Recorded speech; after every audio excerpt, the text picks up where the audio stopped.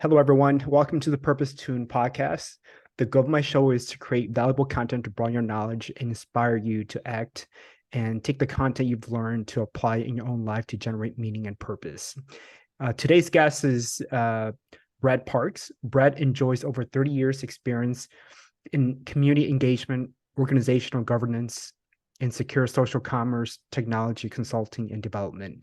In 2014, he leveraged that acquisition of the Hollywood Film Festival and is currently the CEO of the organization's HoldCo and Executive Producer of the festival and is its growing global ecosystem. Brad, I'm excited to have you on the show. Thank you so much for taking some time out of your schedule to discuss with me and my audience about your background. How are you doing? Thank you, brother. It was a privilege meeting you a couple weeks ago in LA, and having worked quite a bit in LA, it's nice to meet like genuine, real people that have a good old school kind of farmland Wisconsin tie, which is great. So happy to be here. Thank you. I appreciate you recognizing that. I think there's some common values that we carry with us as fellow Midwesterns, venturing out to different parts of the world, whether that is in Los Angeles or in Afghanistan. I'm sure, which, exactly. I'd love to dive a bit deeper into your background experience while you were in there as well. But I particularly am interested in your experience in the Hollywood film industry. How did you get this gig? How did you get started? What was Sure. the I guess the steps that you took to engage in this organization and now with this industry? Well, ironically, my experience in Afghanistan is in the film side, because one of our prizes we do per country, a Hollywood Silver Screen Prize of Afghanistan, France, China. And so it was a film about an Afghan interpreter that brought me back into that work. My military service was actually in Honduras, Panama, Desert Shield, pre-Desert Storm in that world. And then sometimes you just go back into that life, I guess. But I grew up in Iowa. Our farm's in Wisconsin. I was a farm kid, joined the Army at 17, went to University of Iowa, poli-sci economics, global governance, and then sold art, sold all kinds of good stuff. My dad was a longtime insurance broker, so I got involved in his business. And then there was Desert Storm, Desert Shield. And so that required taking a break. I had to go down to Central America to Panama for all the equipment coming back that we spent some time in the jungle doing all that nonsense. Got sick, ended up getting disabled for like a half a year. And then some friends called and said, hey, we have a Lloyd's of London syndicate. We do all kinds of global stuff. If you can't really walk all that well, can you use the phone? And I became a vice president of Hanley Companies for about 12 years. We were the first ever U.S. direct Lloyd's underwriter. So high limit sports, entertainment, kidnap, ransom, all kinds of other global insurance pools. We had the first ever bordereau of above $100 million. And then I was in New York City. Ted Tefero, my partner, and his dad were there. And literally 2 days before 9/11, we were selling our company. Ironically, my ground partner now doing work in Afghanistan, call signs legend. He was actually a young boy who just came from Pakistan. That same time I was in New York, coming to America as a refugee, and then 9/11. So after 9/11, that changed everything. I spent some years doing technology, some local stuff in Iowa. Governor Vilsack appointed me to the Vision Iowa board. I did a lot of research on community governance and growing. So when you take the global Lloyd's work and you take the military and you take the software, which one of the gentlemen at the Metal organization we're both involved in, kind of one of the co-founders, one of the founders of the Bitcoin world, he's like, that was a cryptocurrency, dumbass. You sold it too cheap. All that creates a global sense of business. And in the film business, I curate 1,000 films a year. In the insurance business, I underwrote for many huge corporations. So I started noticing patterns in community, how leaders govern their organizations, the dialogue between, leaders that ask the right questions and teach people to ask questions versus the leaders that aren't so good that give orders.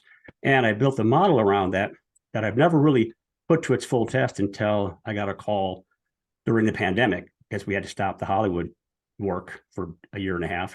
And that young interpreter called me and asked if I could do what I used to do in the military and some other things with kidnap, ransom stuff, Lloyd's and everything, to help his mom and dad. And it turns out I'm exceptionally good at all that, because it's really the same thing. I hate to say this, not to be flippant, but like running global disaster management and evacuations and ground teams over the horizon and a film festival globally is kind of the same thing. Plus, it's like Hollywood, everyone's lying about something, so you never know who to trust. And it's kind of changed my perspective on what I want to do for a living. I'm 55 now. This is Iowa, by the way. This is actually my parents' home touchdown, place. We have a farm across the river. This is my mom's wall of Brad junk and my dad's Marine Corps sword. And as I go back to Hollywood again, I'm going to rethink, I think, how we use the festival. I've had 6 different countries offer me jets because I'm the Hollywood guy. It's crazy. And I've met a lot of people. You're part of Metal now, and the Metal community since 2015 is a bunch of kind of heart-centered tech guru, very, very kind of alpha leader types, investment people, but also good brothers that I've built a good bond with, and they're all over the world. And this time I want to leverage everything I'm doing with Hollywood to make the world better. There's plenty of dark, horrible stuff. And the stuff we're doing now, the last 19 months, is like the worst of all the horrible things every day. As a human race, we're supposed to be better than that. And I think that all of us in that, the guys at Metal, the people I work with in Hollywood, I think it's time to leverage that work to tell better stories, bring light to dark places. And I'm getting out of the quarterback mode and even out of the coach mode into more of the owner mode. And I'm going to start building, I think, the next generation of people that I have faith in to kind of take what we've built and see if they can make it something cooler. Because I'm old now. I'm like 55. I'm not cool anymore. You're the cool generation. Well, I think you're pretty cool. So at least you have one person rooting for you. So there's so much I want to cover, just very valid and great points. First is you mentioned about you want to inject light into darkness. What does that mean? How does that look like for you and your work? Well, okay. I don't tell the story very often, but 2021 in July, I got a call from my friend who was with Variety for 40 years and said, "Hey, Parks, why don't you think about coming back to Hollywood? You should go to Cannes, give a couple speeches, Cannes Film Festival." So I did. And Matthew and Thomas LaCastro were there. They're the filmmakers that own the production company that made the Saber Rock film about the Afghan interpreter. And I was giving a little kind of impromptu presentation to 15 or 20 young filmmakers from Kazakhstan to South Africa. And someone said, "Who's your boss?" And you don't want to say like, "I own the Hollywood Film Festival." You look like a jerk. And so I said, "I work for the light of the world. I help people like you bring light to dark places." And I kind of thought it was like trying to be cool, but not like a jerk, and kind of true. And then literally in one of the worst days in this whole thing in Afghanistan, one of my favorite brothers, Saber Rock's older brother, had a baby on a very difficult, hard day. And they named the baby Noor, which in Dari means light of the world. And I was like, well, damn, maybe that's something I should think about. And so the last 18 months has kind of been a reflection of work I did years and years ago, which I quit doing to come do the Hollywood thing to, do better, good things for the world. And it's changed my perspective kind of on my own humanity, I guess, a little bit, and what my purpose is. So I guess my boss is the light of the world, and my job is to help filmmakers bring light to places that most people don't. And they're courageous, crazy young people. I mean, now that I have other friends like Dan Stinson, his global security company, I can actually help them once in a while because they are fearless. And so despite all the bad things in Ukraine, the work I've done there, and our support work for relief, tornado stuff with Victor Esch and with the guys in Afghanistan, the world seems horrible, but I'm very hopeful because all these young filmmakers in 50 different countries I've gotten to build a relationship with, they're interested in finding a better path, and they're probably doing a better job of it than we did. And so despite all the bad on TV and the news, I think the future looks brighter to me than it ever has before. And that's a good thing. We need more of that, by the way, I think. Right. Yeah, I believe. That's my 2 cents. That's maybe my 3 cents. Yeah. Well, thank you so much for sharing your insight about ways how you could, help turn the world into a better place. And I think there has to be more people like you and myself included that can see the positive and the light in the world, especially since we're wired to think negative thoughts. And the news that comes out of, for example, CNN, Fox, MSNBC, isn't meant to inject positivity into the world. Mainly, it's to It's meant to cover things sell that are negative. commercials. Exactly. They're in the market, the business of making money, and we have to see through the fine lines and be intelligent enough to differentiate what's good news and bad news and what's reality and what's Yeah. not. And I think for the layperson, it can be hard. But for those that It's a difficult are road too. I know a lot of journalists now from CNN, Fox, both from John Solomon's team at Just the News, which is kind of a more right-centered, through Trudy Rubin, who runs Philadelphia Inquirer's national security advisor. She's literally like at 75. She was on the first plane to Ukraine. She's awesome.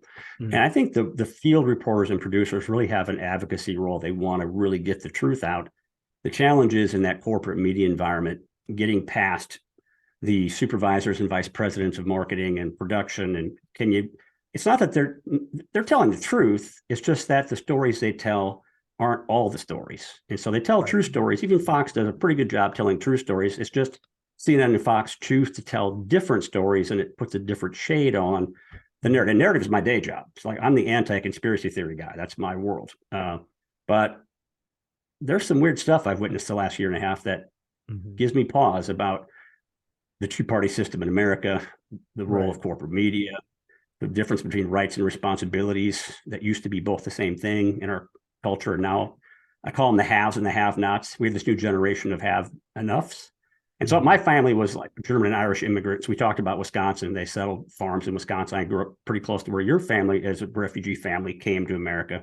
So even though it's different parts of the world, both of us came from a tradition, I think, of people that migrated to the United States to begin whole new lives and did it kind of in an agricultural, get to know your neighbors, build a community thing. That's right, not Los Angeles. I'm sure you're finding out. So right. yeah, that's why I liked you off the bat. I'm like, okay, I like this guy already, because I can tell you have a deep respect for the generations that have come before you and the ones that are going to come after you. That seems to be missing somewhere in our I corporate media do. conversation. Right, I do. And that's a wonderful observation of me. I think so part of this show is really to inspire my generation. I'm part of the millennial generation. And with that, my purpose is really to instill positivity, light, and create purpose and meaning in the world. Because the way how I see it, based on my interactions with folks from my generation, is that they seem to be lost. They don't seem to have a solid sense of direction in life, whether that is creating a meaningful career or finding their true authentic self. So my purpose with the show is to ensure that we're having these types of conversations that can sometimes be intimidating for the layperson. What is purpose? How do I find my purpose? Oh, gee, like that's such a big conversation. Well, it doesn't have to be. It could just be having a casual conversation over coffee with someone you are close to about what is the meaning of life. How can we show It up doesn't need to be that meaningfully? deep either. Yeah, you're totally right. It doesn't need to be something you write into a religious text or a joke. It can just be, what do you want to do? Mhm. Who do you want to be? Uh, Right. and those questions don't seem to be asked as much. Maybe so you might be able to help me with some Afghans, the young kids who call me like a boomer. I'm like, dude, I'm Generation X. I'm not a boomer. But I'd worked with a lot of young Afghans and other refugees in America that are coming into this, who are like 18 to 23, and they're not sure where to plug in. But then when I talk to other young soldiers who are 18 to 23, they're not sure where to plug into this modern America. I think you hit it. Right. This whole weird incel thing and well, Gary Meyer is a metal member, and Gary is one of the great with Steve Dahl, one of the great broadcasters of morning radio shows ever. And Gary will tell you it used to be about kind of inciting dialogue and poking people to get ideas. Now it's about inciting selective outrage in your own market to grow more profit, and that doesn't work. Uh, Right. how I do you think how do you do it? How did you find your center in all that? well, great question. For me, I think I would have to thank my parents for instilling good values in me. I grew up in a household where uh, work ethic and respect for the elders is a must. And I think that that frame of mind of respect and hard work and do what you love doing were instilled early on, that helped me build my career, and now doing what I do today, podcasting, helping companies engage their people in ways that creates a positive work environment and generate meaningful work. And growing up, I had a mentor. His name is Dennis. He's no longer with us, unfortunately, but he was someone that I turned to have a better sense of life. And this is when I was 14, 15, 16.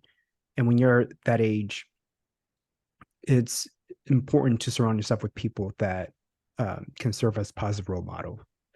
And he was that for me. And so I had that as an advantage over my peers. I remember when I was growing up back in high school, I was ready to get out of high school and go to college. And part of that was because I was just a bit more mature than my peers. And that has a lot to do with the fact that I come from a big family. I'm one of 12 kids. And Wow.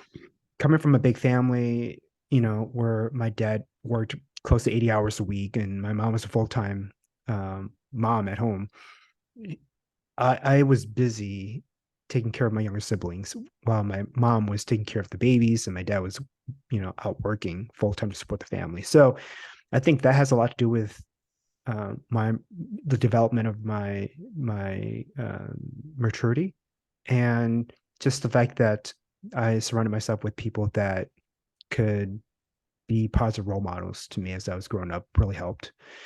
And then I've seen those two actually. It makes a huge. I haven't talked to my buddy Ev Buckhart in a while, but Ev used to be the president of Sears Catalog. And when I first met Ed, I called him Woodshed when he was on my board because he would like take me to the woodshed if I was like a dime off in my books. But Henry spent 40 years at Variety, or David Adam and Jerry Cattell from Metal. These guys have lifetimes of experience. And Jim Wyatt, who used to run William Morris, and Jeff Shumway, just to be able to sit there and have those guys tell you that you're dumb and tell you don't do that or why you should do this. That's like going to 3 graduate schools in an hour. Right. So I 100% agree. Mentors are big. Yeah, the power of mentorship is important if you are someone that want to enhance your career or your personal lives, is identify people that have already lived through what you're trying to aim for and help you along the way. And I think lived experiences is profoundly is a profound asset. I think it's, I'm not saying that achieving education isn't valuable. I have a bachelor's and a master's, and I get to see both worlds, what education can teach me, but also lived experiences that can also teach me something else. And so it's really what you learn and how you can apply it in your personal life, or professional life, that and make meaning of it, that's gonna lead to a sense of fulfillment, if that makes sense. Have to have both. My software company is named KTD, Knowledge Through Data. And so knowledge management and knowledge in general is the balance of, education, experience, and inference. And you have to have all 3 of those. You add on to that your value set and kind of your personal, whatever spiritual, financial goals. That set of information kind of becomes your bumpers to keep you on the rails as you're kind of going forward. So you have to have all of them, or else you're a nerd, or you're a wise ass, or you're overconfident. Some people don't have all those, and I have a list. It's right on the wall over there. And every week or so I read it, and I'm like, I think I've changed 1 or 2 words over 16, 17 years, maybe. And I never meet him, by the way. I get close, but that's what I know I want to be someday. And at least I don't have to guess. And like in the Army, they teach you, like, I remember during Desert Shield, Desert Storm, you had to put your gas mask on like in 10 seconds and all this stuff because it was scary. And that became memory. So when you're in combat or whatever happens, you don't have to think about things. You react in a disciplined practice way. I think that your value set, all those things, if you do the same practice with those, you don't get tripped up when someone offers you, hey, smoke this or meet this girl or do this. It doesn't matter, because automatically you're already instinctually going towards your value set as a matter of disciplined practice. And most people, especially that come to Hollywood, don't sometimes have that. And Mhm. that's when bad things happen. Right.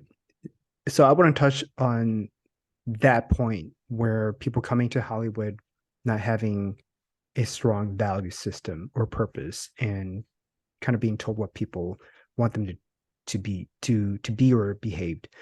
How do you earlier you mentioned that you want to apply positivity into the world. How do you do that in an industry that is one, it's an entertainment. So my assumption is that it is quite difficult because people in entertainment don't often display um, certain values that we will like, right? For example, the Kardashians. Like I think they've certainly are great at marketing and but I don't watch their shows. So because I'd rather And that's a focus new on my kind own of personal celebrity. Yeah. So I'd rather focus Hollywood on is my an personal industry. development. And I just don't think Yeah. that those kinds of show adds growth to my own personal development. Now, I'm Or to not to our say culture. that what's that? Yeah. Or to our culture in general. Yeah. Right, right. The So I'm Kardashians not is I'm not not, trying to or place like OC. judgment into the Kardashians. I'm just saying for me, I'd rather focus on my personal growth and take in content that's going to add fuel to my fire in the Sure. area of personal development. So Oprah Winfrey, as an example, would be someone that I would look up to, right? So I guess going back to my question, being that you are in this industry, how do you create an environment that is surrounded by people that may often not display the values that you would like to um, is, look for. Sure. Well, so there are two parts of that. One is Hollywood as an industry versus as just a community of people is just like every other community. So I'm on the Hollywood Chamber Board for this or that. It's just like the Dubuque Board, except in Iowa they make corn and tractors, and in Hollywood they make movies or TV. With that said, because Hollywood is what it is, it's like an oasis in the desert, and it's everybody wants to go bathe in the Hollywood water, so that draws the gazelles and the animals that are hungry that want to participate, and it draws the crocodiles and the lions that want to eat everybody. So that's Hollywood is a microcosm in kind of a forced environment of just more light on that stuff. So I tell my filmmakers every year, if you come to Hollywood with the idea that you're going to get rich and famous, and you draw your personal worth out of Hollywood, that's a bad idea. Your Mhm. family, your art, your film, your faith, your business, your health, those things are the core of who you are. Just be that. Right. Weirdly, my buddy Jim Davis from high school, his mom is who we're moving today because she broke her arm at 92. Mhm. Jim, in the movie Field of Dreams, there's a scene where Tim Busfield, who is a great producer actor, was walking across home base, and Jim was his stand-in, getting beamed by all the fast pitches. He had bruises everywhere, so Tim Busfield could look cool. Tim Busfield and his wife Melissa Gilbert, she played Little House on the Prairie back when I was a kid. They have a great Nice. program with Jeff Daniels in Michigan now, and he taught us at a school he did for us a couple of years ago. Don't go to Hollywood, go to your hometown or go to a bigger city, but get invited to Hollywood. Because if you go to Hollywood expecting you're going to bust into Hollywood, good luck, brother. That's just almost impossible. But if you go to a place that you can stand out and show your value and your worth, and then get invited to Hollywood, and when you go to Hollywood, go with a sense of armor. I call it kind of an armor up of your personal values. And then my organization, we have a charter that's we promise this, you promise that, and I've got a very simple rule called the red flag rule. I don't Mm. care who you are, if it's me or an intern at one of my events. If someone thinks something's weird, you throw the red flag. You don't call everybody in a circle and like ankle bite everybody. You call it the red flag. We get everybody in the room in the light of day and just put a light on it and have the conversation open transparently, that no one can sneak around doing stupid things. Mhm. Calling that red flag makes a big difference. And then everything's transparent. So Right. same with Afghanistan. It being proactively. I'm working on a book now called Surviving Trust. Mhm. In that work in Afghanistan, kind of like Hollywood, I think trust is stupid. Doesn't Who cares? Like, do I trust you? I don't even know you. So let's be proactive in our communication. If I just met you and we're in a disaster area zone, if you think something doesn't feel right, say it. Put it in the light.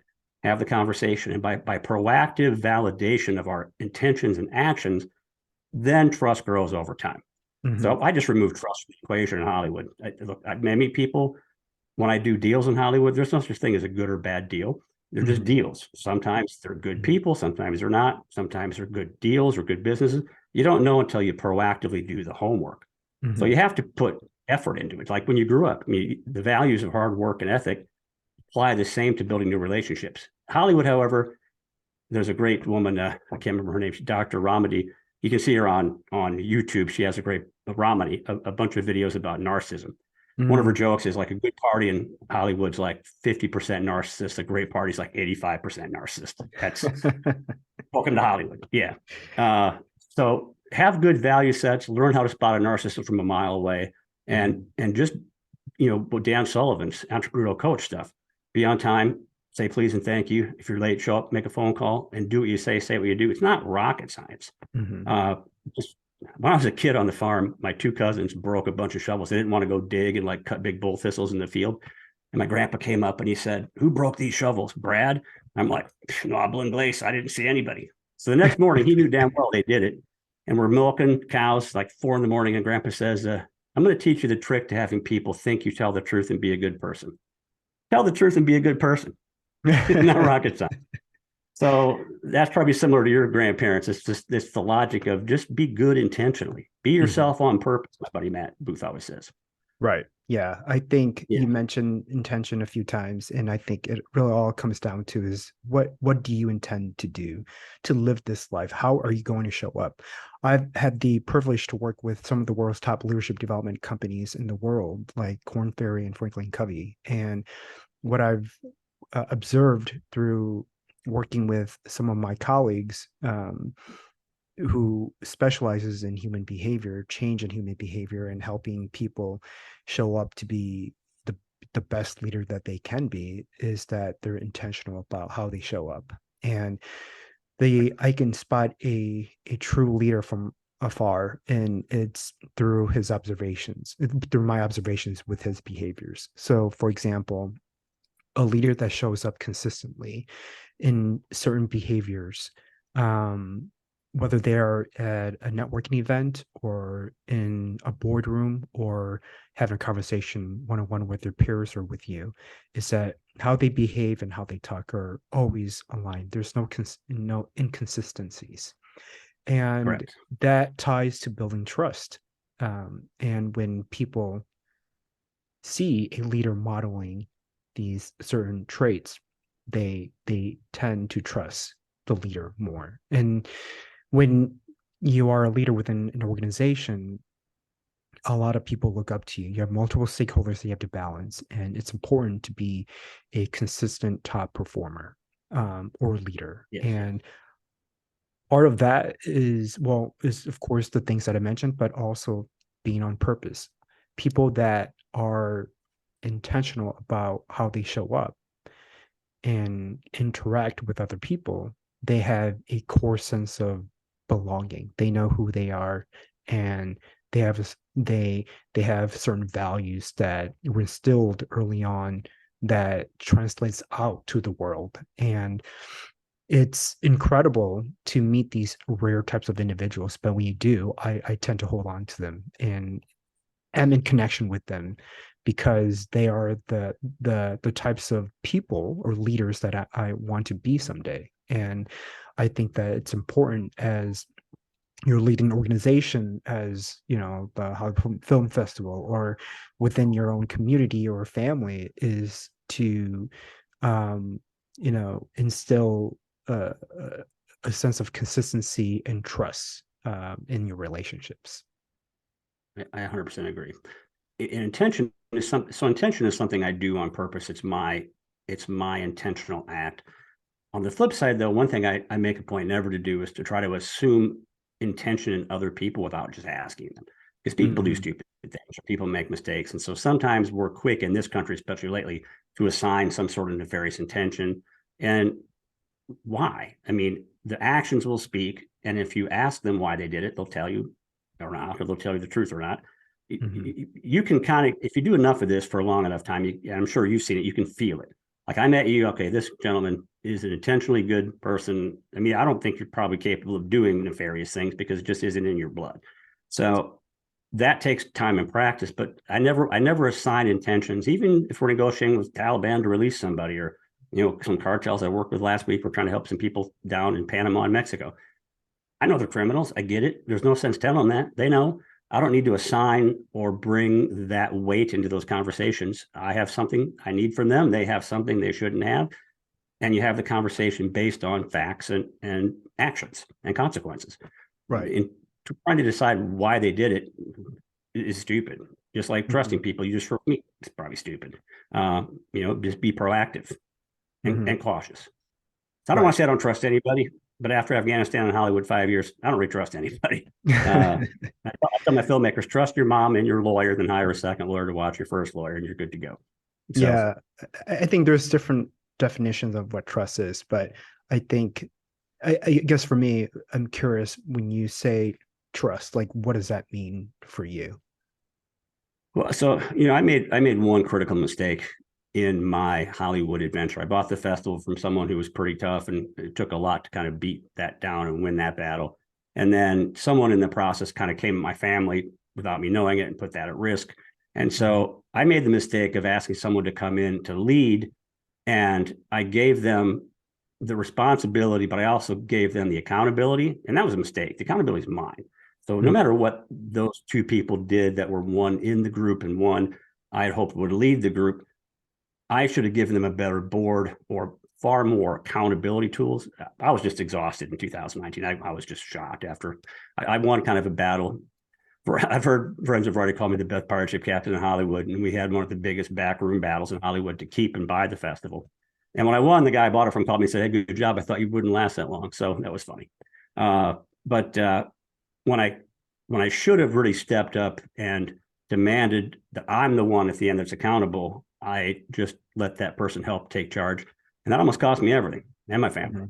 So, when you trust people, so in the work in Afghanistan, the reason we're good at it is no one knows. I call it my little circle of quiet mice to stealing Taliban's cheese. So if there's value to add, we get it done. We get the hell out of the middle as fast as possible. I don't want to be there. I was never there. He didn't know my name. I don't want credit. I don't raise money. We just do the work and get out of the middle.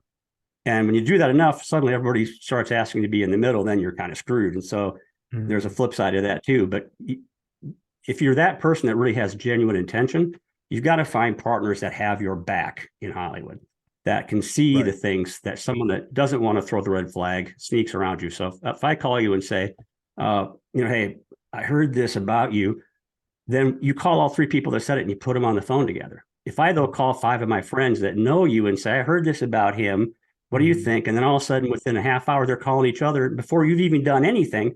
Everyone's like, why is everyone asking questions about him? He seems like a nice young guy from the Midwest, but maybe he's doing something bad. That's because someone called a whole circle of people around you and started planting seeds of doubt. But don't let those seeds grow into friggin' oak trees. Like, put those seeds in the light of day and talk about them when they're still little acorns, And so that was my probably biggest mistake in all this. That, and I fell in love with a girl, the family I loved, and someone used that against me and threatened to kill everybody. Welcome to Hollywood. That shit happens. They're safe now and everyone's good. That's my job in that relationship. But it could have been a lot easier had I had a much stronger board and really specific definable metrics and demands as the accountability agent. So you can give people responsibility, never give up accountability. It's your ship, it's your deck, and you're accountable no matter who's driving the boat. That's my biggest mistake in 2019. It's going to cost me $3 million to fix that, by the way, before I make another dime in Hollywood. So, and I don't have to, by the way. Lee Weinberg, my wonderful attorney, also metals attorney, he's like, you could just walk. Well, shit, I could, but I'm from Iowa, so I can't. I wouldn't live with myself. So now I have to go fix all that other people's nefarious malfeasant nonsense and do all the stuff I'm doing around the world. And then I'll make money in 4 or 5 years and it'll be great. I'm not worried about that. Right. But that's because I intentionally keep my word no matter what. That's who I am. I can't change that. I wouldn't want to change that. Yeah. So earlier you mentioned about, how people are planting seeds, it reminds me of this quote, something along the lines of, rumors are carried by haters, spread by fools, and accepted by idiots. And if people aren't intelligent enough to, make their own judgment through process of investigation or asking certain questions to get to the truth, then Obviously it's going to be a detriment towards your personal reputation and credibility. I, the other point I want to make, you mentioned about accountability. I love the fact that you recognize that at a some point you have to be accountable for all of these various things that are happening to you and the organization. And I love that so much because you're saying, because I'm able to take I'm able to take accountability, I now have the power to to change the situation. It's within my control. And can you share just a little bit more about just the concept of accountability and how that could be useful for a person, and how powerful that Sure. is when you're able to own the ship and guide its direction? Yeah. So there are a couple of really good guys I know. Some are metal, for example, Craig Filick or Dave Layton or Michael Ordo. So, I took Craig Filick's got this thing everyone's called the hot seat. And it's really a very brutal, like deep dive into your inner psyche. So as a soldier in that world and the things we did in that work, when I went to Hollywood, I didn't want to be that. And so I kind of let that part of myself be over here. But as that soldier, as a sergeant, I know when it's time to pull someone out of a fight.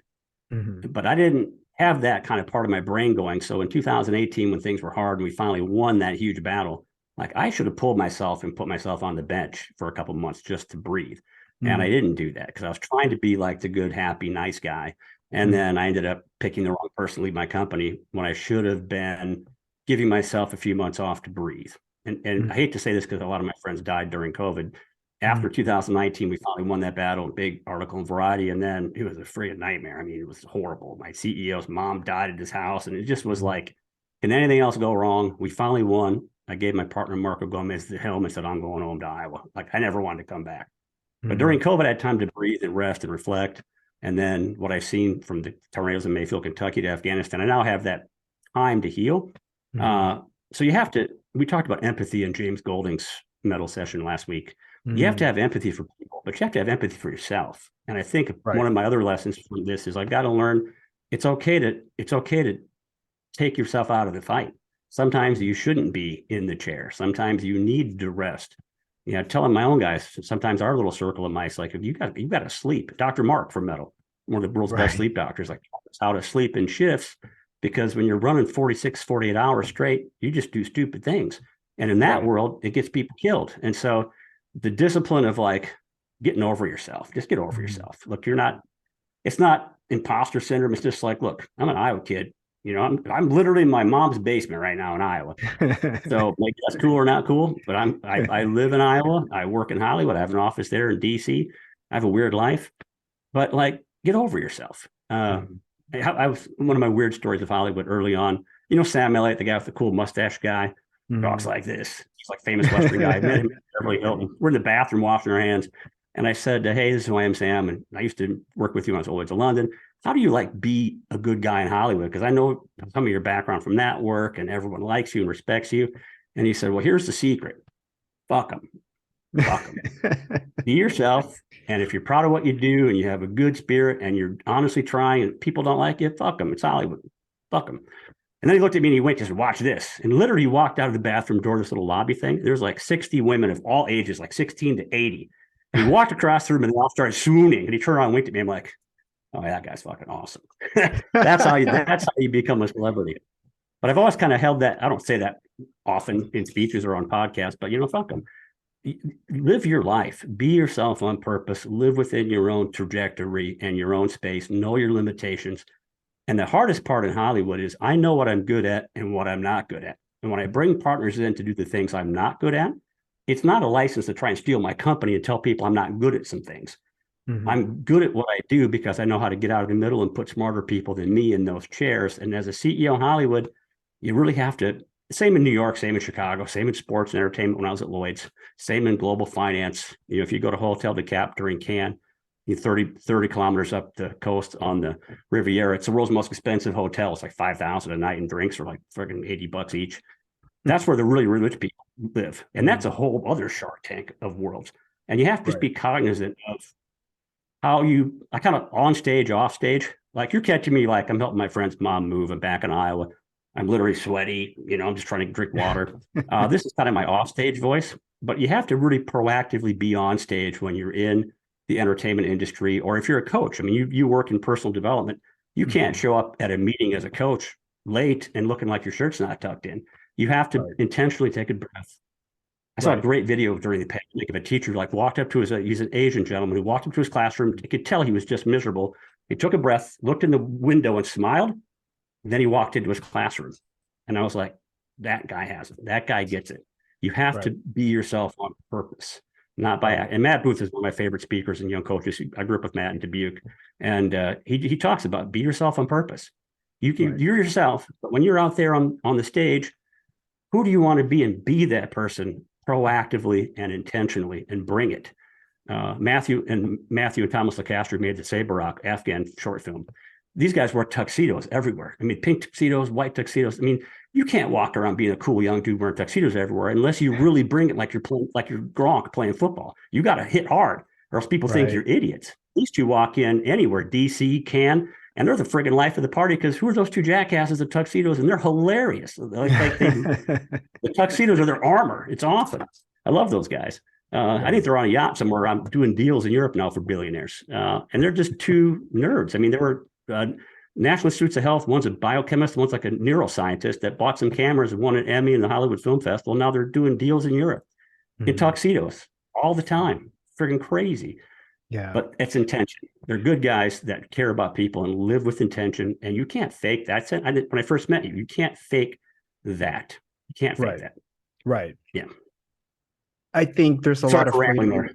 Yeah. Oh no, that's great. Thank you so much for sharing your insight in terms of intentionality and being more of who you are. I think there's a lot of freedom and joy and fulfillment in being who you are and showing up as who you are. Obviously, there's certain situations that you'll have to adapt to the environment, which in the leadership development world, it's what we call situational adaptability in leadership. But for the most part, to be able to show up as who you are in alignment with your core values and purpose there's a lot of freedom and joy in that. And sometimes what I've seen through my interactions with people in Hollywood, like they're celebrities working out in my gym. And when I speak to them, they sometimes hold this anxious demeanor. You could just tell, because being a psychology major and coaching executives, being famous, reading through being famous nonverbal, totally right? Yeah. It's to them,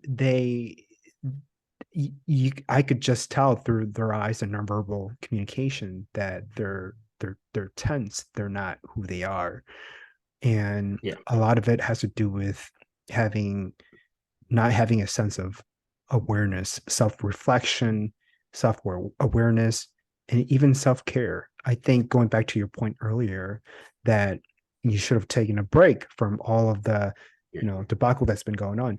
I mean, that's a great practice to be more in tune of who you are and to live a life of purpose and meaning, is really to practice these personal enhancement tips to ensure that you're grounded. I mean, I'm sure going back to the Midwest is a place where you can be more grounded in who you are, because it reminds where you grew up. And when I go back to my hometown, I'm being reminded of my background, where I grew up, and the values that were instilled in me. There's a sense of I want to say bond when I'm able to tap into environments that reminds me of my values. So I guess this leads me to my next question: is what are some of the practical habits or tips that you use to make yourself feel more grounded in your core values? And I'm flying to get something. Oh, sure. But so when I first started the Afghan work, I had this black variety hat. I had so I wear one hat at a time. It's like my thing. I get a hat from someone. I got a great hat from the the Moroccan King of Morocco gave a bunch of cool hats to their film group in Cannes. I got this cool hat. And I'm like, oh, a king touched this hat. And then in 2021, I gave it to some Moroccan kid and I got a variety hat, and then Afghanistan. So I wiped the thing off. I told all the little kids, I'll wear this hat till everyone's safe. Well, most of them are safe, some aren't. And so in that process, I put a different hat on one day. And it's like my Andrew Yang hat when I was a precinct captain. It's a cool Iowa flag on it, by the way. And everybody started crying and bawling. I had this LA Dodgers hat. Everybody bawling. I'm like, oh crap. I went to Walmart. I bought this is like a $3 Walmart hat that looks like the black hat. But so I just change hats. I have, when I'm doing running comms, like I'm doing in about 2 hours with a bunch of people in Panama to help pull, we're sending bodies back to Afghanistan. It's horrible. I put that hat on. That hat's got all the karma of all the horrible things in the world in it. And I wear that hat. And then when I do Hollywood stuff, I put this hat on. And if I'm doing tech stuff, I put my math hat on. Or I put on my Hollywood hat. Or I put on, don't tell anybody because I live in LA. Raiders fan. So it just sounds stupid. I just change hats because it's just easier than thinking about it. And I'm 55. And so, Dan Stinson built, and I've met some great guys. Dan Stinson, 40 years as a defense contractor in the war on terror. Scott Mann, the Pineapple Express, Scott's a Green Beret colonel. Travis Peterson, the Air Force Special Operations guy who helped literally save our little weird bus then. And these guys all talk about moral injury. And so I've been to a couple scraps, but nothing like these guys have been. And Afghanistan is not my war. My war was a different fight. But I guarantee you, every one of us, about 9, 10 o'clock at night, we stop and we just weep. You just fucking weep. You can't help it. I mean, it's just, we see horrible, horrible things every day. And then we get on the phone, we talk about it and we share it. And, my buddy Brian Upgrass, LA guy, I think you might have met Brian, big blonde guy at the party in LA. He's a 40-year bounty hunter, former Air Force medic and LA sheriff. And, sometimes you just got to let that stuff out. But then you can still have joy. You can still, even though people in Afghanistan are starving, I still take time to like make a nice dinner for myself to respect that part of me. Right. So you have to just find a tool. And right now there's a shoebox out in the garage. So that's my dad's flag from his funeral. He's a Marine Corps sword. He was an embassy guard in Helsinki in the day. And there's a big picture of dad in Russia.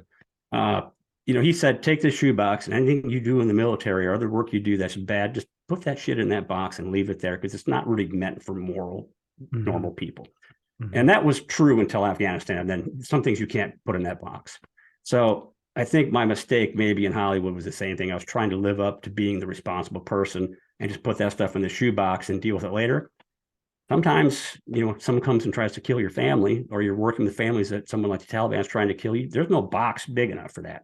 So you've got to find ways to like get over yourself and just cry. I remember when Legend, my little brother, who's now the NRF speaker for the United States, and he's just an amazing human. He's like the most brave human being. He's ridiculous. And the name Legend, we were sergeants one night. He was doing Overwatch with his family. We had to go do some stuff in District 13 and involved an ice cream cart and a bunch of crazy shit. And his name became Legend as kind of a sergeant bullshit thing. I'm like, hey, I'll be a movie someday, probably go do some legendary stuff. He's, who's your legend now, baby? And all of a sudden, the whole world's listening on Signal and who's call sign Legend in Kabul. Well, now he actually is that guy. And when I introduced him to Travis Peterson and old Victor Esch, who built the FEMA Afghanistan, we had dinner in D.C. Travis and Legend wanted to just talk. And I walked outside 20 minutes later to get them. And they were both holding cigarettes that were like half burned, but not smoked. I'm like, guys, did you talk? They're both weeping. And Legend's like, well, Travis gave me a lighter. Because there's no words for the stuff they've been through. And so I can't even comprehend them because it's their friends and their families that are living it. And I'm just kind of helping from here or other place around the world. But you have to be yourself on purpose, know when to get out of your own way. I just call it the universe. The universe is the boss. I work for the light of the world. It tells me what to do. It's much smarter than I am. I tell my team that no one of us can ever be smarter than all of us, ever. So be transparent, trust each other, and add value or get the hell out of the middle. Our boat is all crew, no passengers. I don't have time for passengers. If you're not rowing, get out. So those little things, kind of colloquial, but there's like I bet your family has those same exact things. They're little colloquial farm stories, the oak tree and the acorn. I tell people, like, if you're playing Foursquare in fourth grade and in front of the teacher and someone says, let's go play behind the building, that shit is always a bad idea. It's that simple. You're not sure your socks match your pants, brother? They don't match. Now, in Hollywood, you can wear the crazy socks ever. If you wear the socks on purpose, like those pink tuxedos that Castros wear, you're great. But if you're questioning if your socks match your pants, that means no, because in your head they don't match, and that cognitive dissonance becomes an emotional dissonance. And Right. people can, that's what the celebrities you talk about that don't feel right in the gym. Right. They're famous here. They'd rather be themselves at the gym, and all of a sudden they're stuck in this middle spot where their worlds are colliding. Right. That emotional dissonance people pick up on, and that's being famous is horrible. Yeah. Well, I mean, it's not just about being a celebrity too, but like even social media gurus where they have a ton of followers, but when you meet them in person, one, they never look like they projected to be in Instagram, No. and two, there's so much anxiety, social anxiety when they're interacting with people because they don't know how to interact with people in person. They're really good being on camera, but very high in anxiety when it comes to meeting people in person. And I haven't met many social media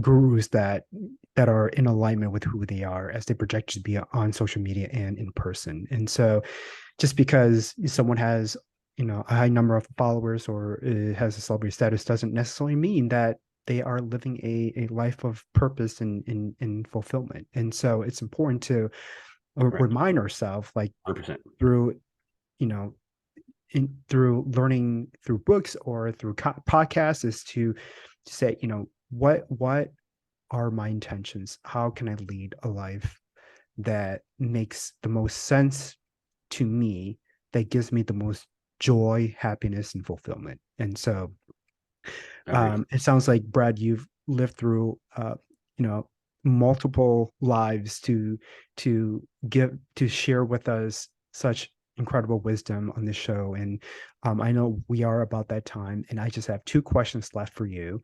One is, how do you define purpose, and how does that show up in your life? And the second is, if people are inspired by your words of wisdom, where can they find you? Good questions. I call it the job. I read a book. I can't remember who wrote the book. It was a great book. And the guy kept saying, look, this is the job. This is the job. That every day I wake up, okay, what's the job today? I wake up employed. I know what I have to do, whether it's the work I'm going to do in about a half hour, moving Gene Davis and his mom's couch, because I can tell they're already wanting me to come back, or I'm going to be doing work with migrants, or I'm going to be on a call tonight with a bunch of investment guys from Tech Coast Angels.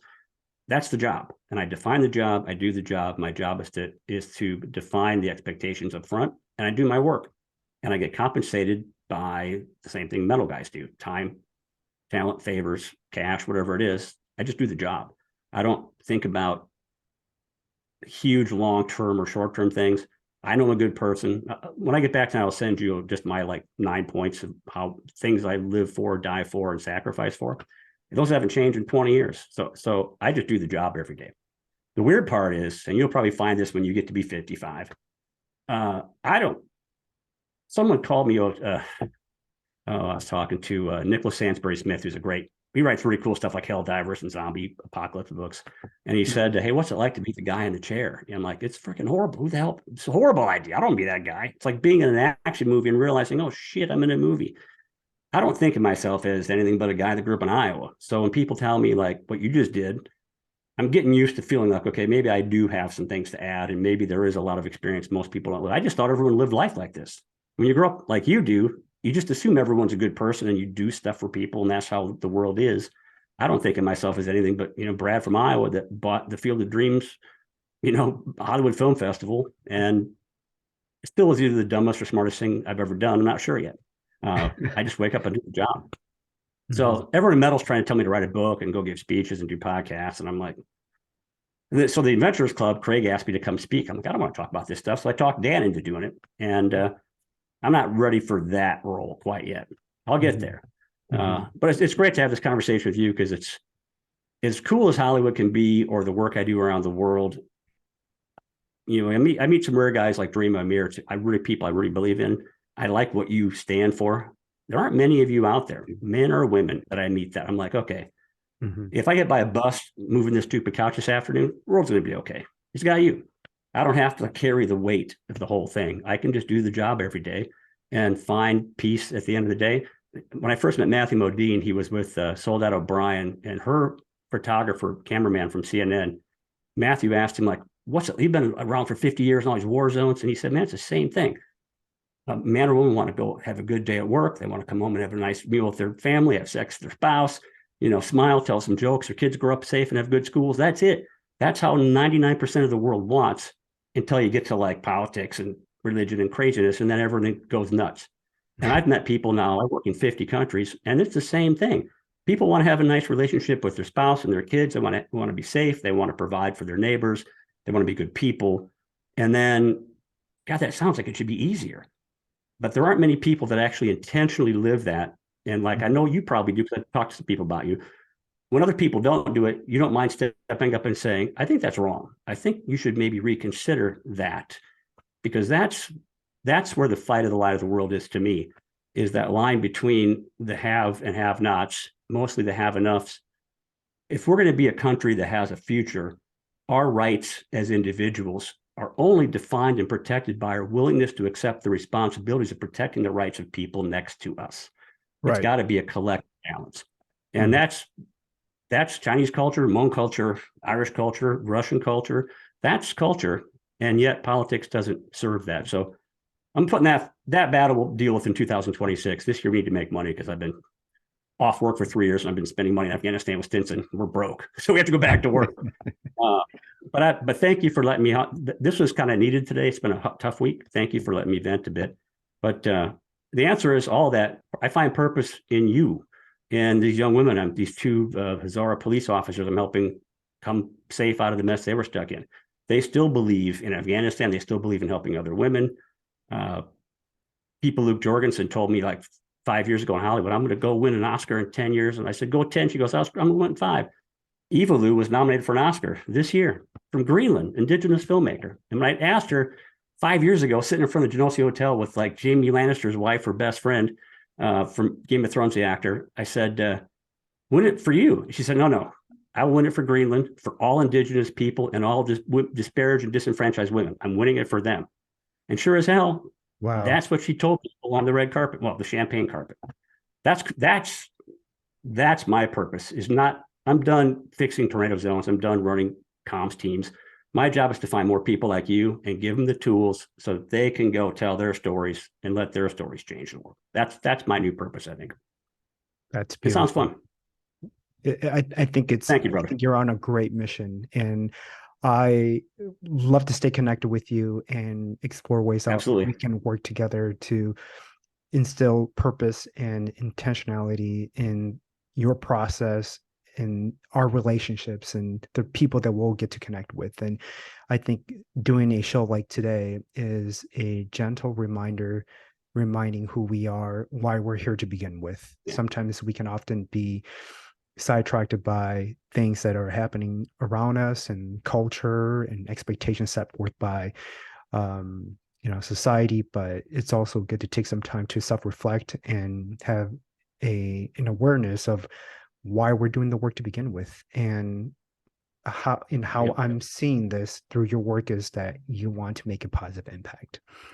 For the folks that tuned in and love listening to this, Brad, where can they find you? Are you accessible to them, or can they learn more about your organization? Facebook is Bradford Rubber Parks, or LinkedIn. The HollywoodFilmFestival.com website is still only 2 pages, because the trophy, that thing that had Saber-Ox film on it, is still sitting in the stupid palace, or surrounded by Taliban with my cell number on it, my website. So HollywoodFilmFestival.com will be back shortly once I get out of this Afghan stuff.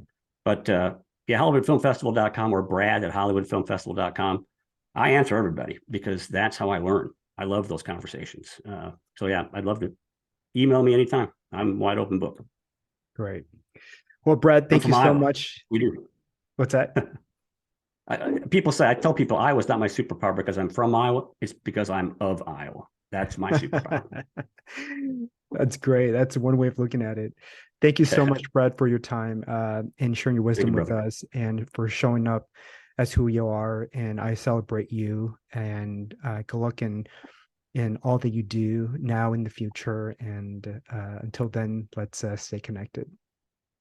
Absolutely, brother. Be safe. Thank you for the time.